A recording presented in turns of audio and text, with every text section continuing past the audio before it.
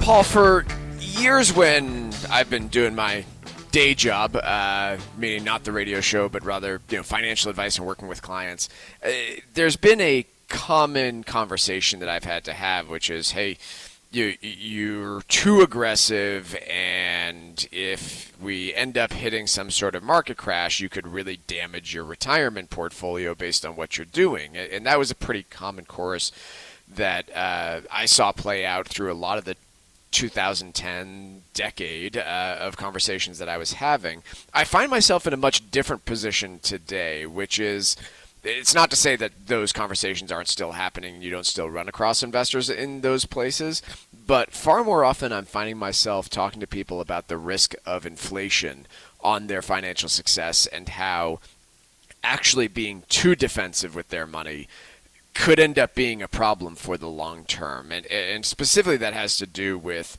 holdings in cash that people have. That for some people is not an issue, but for a lot of folks, I see just a lot of money sitting in cash holdings. And in my mind, there are some reasonable and good reasons in terms of holding, let's say cash or money markets or short-term treasuries. And then there's some not so great reasons. In the positive column, if you're holding cash because you have a specific goal in mind in the short term, like, hey, I am holding this cash because I need to make a tuition payment, or I need to buy a home, or the second interest rates get cut, I'm planning on investing in equities. That one I consider to be a bit of a market timing story, so I'd be a little bit concerned about that one. But at least they're logical and explainable reasons as to, I'm holding this cash for these reasons. In other cases, I see people saying, I'm holding cash because it's paying the best interest rate right now.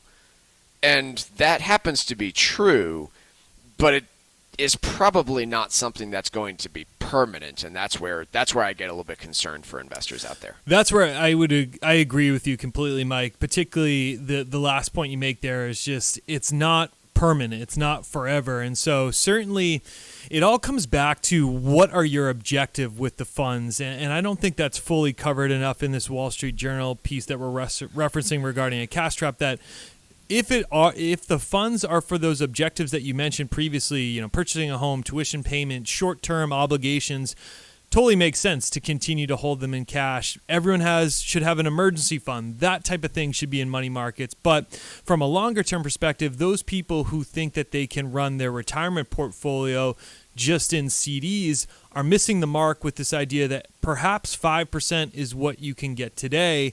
But we all have lived through this just 3 years ago.